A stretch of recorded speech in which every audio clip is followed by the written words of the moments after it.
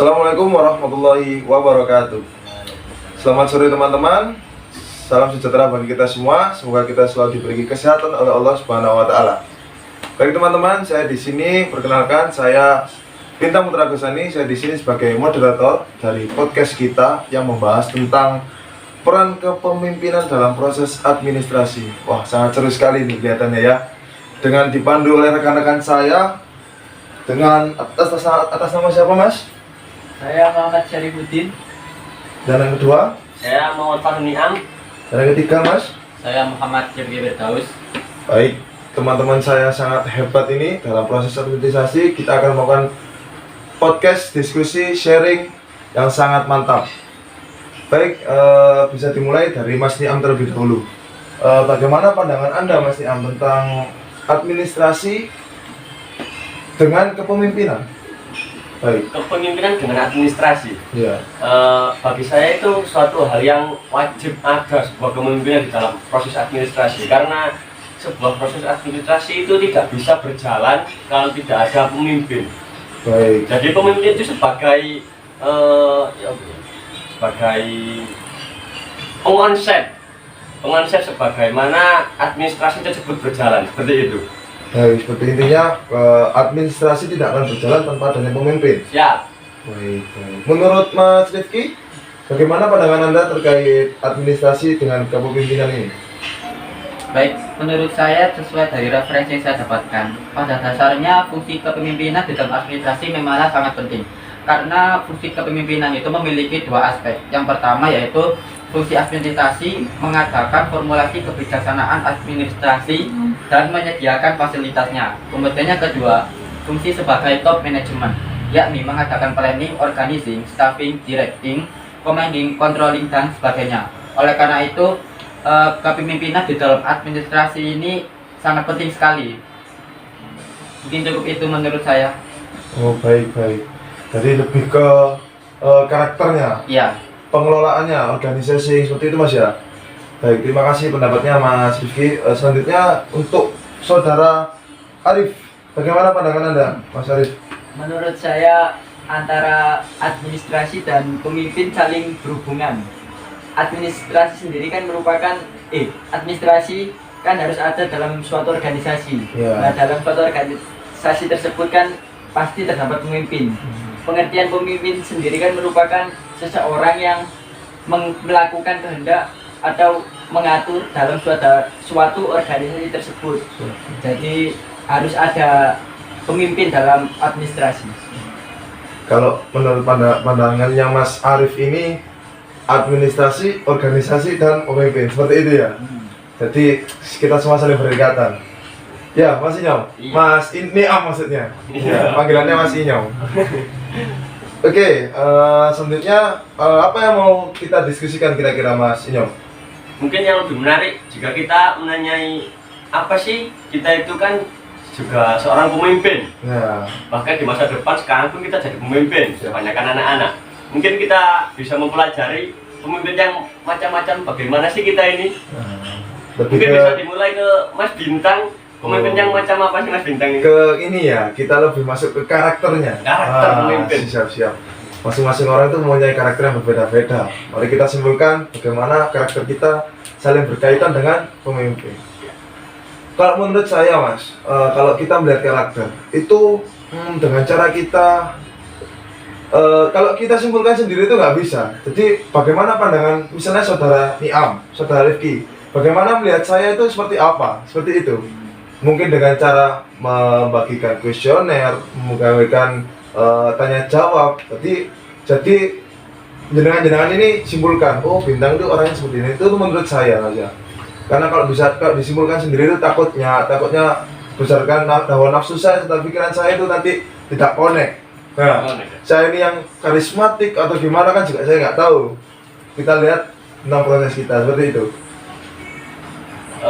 Kalau dijelajah dari proses kita selama ini kan kita kan sudah mau menginjak semester 3 nih ya. Ya. Kira-kira bisa nggak kalau kita tanya seseorang yang lain, Mas Bintang ini seperti apa sih macamnya kepemimpinannya? Mungkin pendapatnya Mas Rifki. Kalau Mas Bintang sih kalau dilihat oke sih lah jadi pemimpin. Jadi ya Eh, secara dari yang disampaikan oleh Mas Bintang tadi sudah terlihat bahwasanya Mas Bintang itu mungkin bisa menjadi seorang pemimpin yang bisa memanage suatu organisasi sesuai dari visi misi Mas Bintang di awal tadi. Jadi seperti ya. itu. Jadi Mas Bintang ini masuk ke jenis kepemimpinan yang mana? Saya jadi bingung Mas. Kita kaitkan dengan administrasi ya, ini cari keluar dari topik ya. Seperti yang kita dapat, gimana Mas Rifki? Mungkin karismatik atau yang sederhana atau yang Demokratis atau bagaimana gitu? demokratis. Lebih tepatnya sih sederhana. Sederhana ya? Iya sederhana. Gitu ya. Sederhana menurut sampai itu yang bagaimana sih Mas? Yang nggak terlalu apa ya? Nggak terlalu neko-neko gitu. Oh, neko-neko, saudara-saudara. Ya, iya. Ya, seperti itulah pandangan Mas Rifki. Baik. Mas Inyam sendiri, Mas Niam? Kalau saya ditanyai Mas Bintang ini seperti apa sih kepemimpinannya? Kayak sih saya pribadi itu sih lebih ke kekeluargaan sih Mas Bintang sebenarnya. Kekeluargaan. Jadi dia itu bukan otokratis, tapi demokratis. Sekarang saya tanya, Iya. otokratis itu gimana maksudnya? Otokratis itu kan seperti yang diterangkan dosen kita bersama, Oh, iya. dosen kita tercinta, Oh, iya. Kak Afifatur Rahman. Siap, iya. Ya. Bisa jelaskan. Otokratis itu seperti otoriter. Jadi dia itu memutuskan segalanya itu hanya dengan dirinya sendiri. Oh, seperti itu ya. Kalau Siap. sampean kan demokratis. Hmm. Jadi lebih ke bermusyawarah lah sama anak-anak dan Oke. organisasi. Jadi seperti itu, pandangan orang-orang itu berbeda. Mas Rifki yang bilang seperti itu, dan sederhana. Mas Inyom, demokratis, otoratis, dan apalah, dan lain-lain. Banyak sekali tipe-tipe pemimpin. Untuk pandangan Mas Arif sendiri? Saya sendiri kan juga baru kenal Mas Bintang 1 semester ya. Iya. Menurut pandangan saya sih tipe pemimpinnya Mas Bintang tuh lebih masuk ke demokratis sih sama seperti Oh, Mas sama Bintang. seperti Mas Niam. Nah, karena Mas Bintang itu lebih ikut serta turun langsung membantu kayak bawahannya gitu.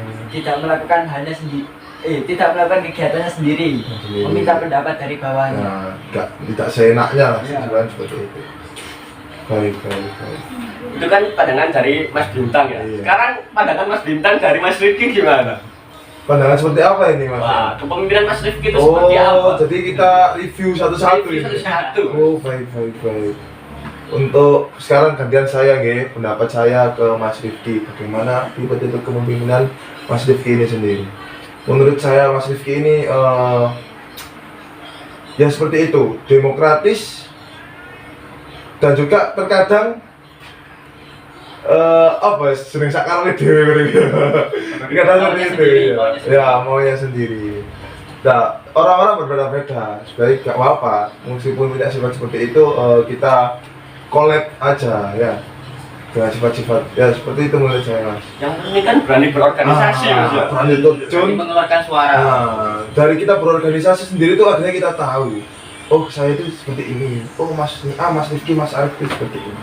Karena dari organisasi itu kita bisa tahu semua bawahan kita, sifatnya yang satu ini seperti apa, yang ini seperti apa. Jadi ya semakin lama jika kita semakin dekat dengan bawahan kita, mungkin bisa mengetahui dengan satu sama lain gimana sikap-sikapnya itu seperti apa gitu. Dan juga saya simpulkan, semakin kita tahu bawahan kita, teman kita, sifat-sifat bagaimana, akhirnya kita bisa menjalankan proses administrasi itu dengan baik. Oh, anaknya seperti ini, akhirnya kita kasih kegasan seperti ini ya. Jadi administrasi itu berjalan lancar di dalam sebuah organisasi atau kelembagaan atau perusahaan yang lebih besar. Seperti itu ya. Seperti itu Mas Nyam ya. Ya. Pas sekali. Jadi sangat penting sekali ya ini ya, kita mengetahui tipe-tipe kepemimpinan kita masing-masing setiap mahasiswa agar berjalan dengan baik proses administrasi, agar berjalan dengan baik segala prosesnya. Seperti itu ya. Mungkin ada tambahan dari saudara-saudara sekalian?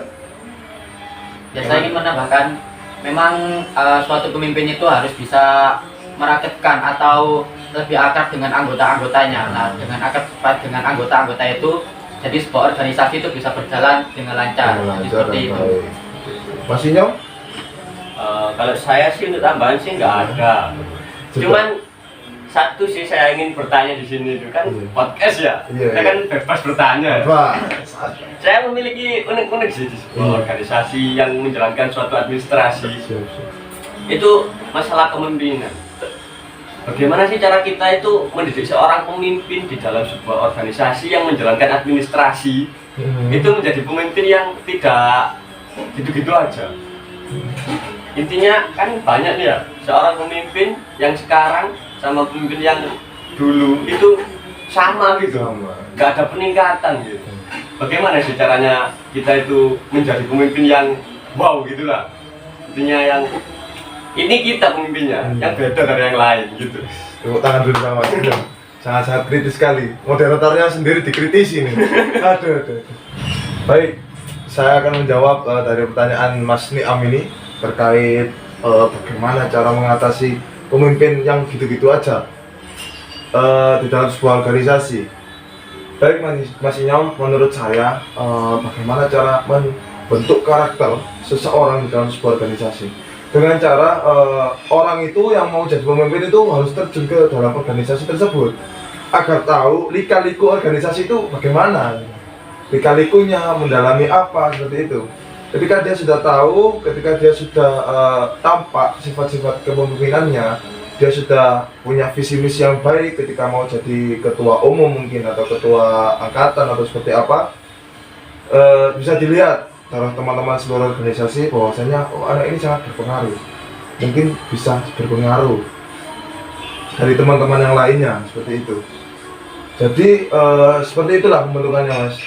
Dan mungkin kebanyakan dari organisasi yang kita ketahui di dalam sebuah organisasi ada program kerja, pembentukan karakter setiap anggota dan lain-lain. Mungkin dari situ kita bisa asah kepribadian kita masing-masing seperti itu Mas. Akhirnya muncul sifat-sifat kepemimpinan yang baik. Ya. Seperti itu Mas. Bisa diterima Mas? Bisa. Itu kan menurut sampean ya. Iya.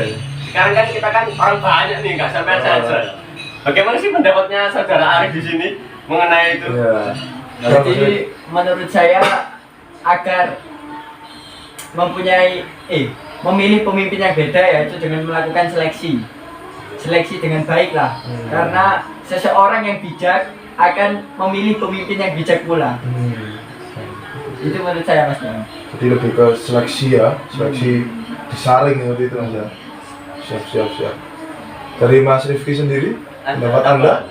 Kalau menurut saya sendiri ya bagaimana cara agar seorang pemimpin itu bisa menjadi seorang pemimpin yang katanya Mas ini tadi yang wow seperti itu. Iya.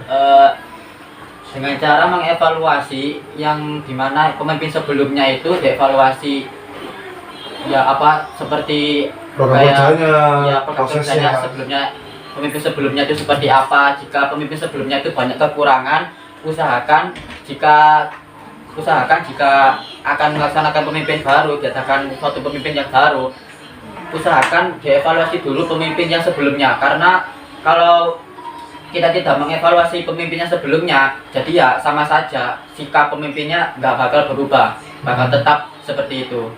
Mantap. Itu menurut saya. Berarti intinya kan belajar dari pengalaman yang dulu Mas. Iya. Masuk akal. Mantap. Saya juga punya pendapat sih mengenai itu sebenarnya Mas Bintang. Silakan. Ya.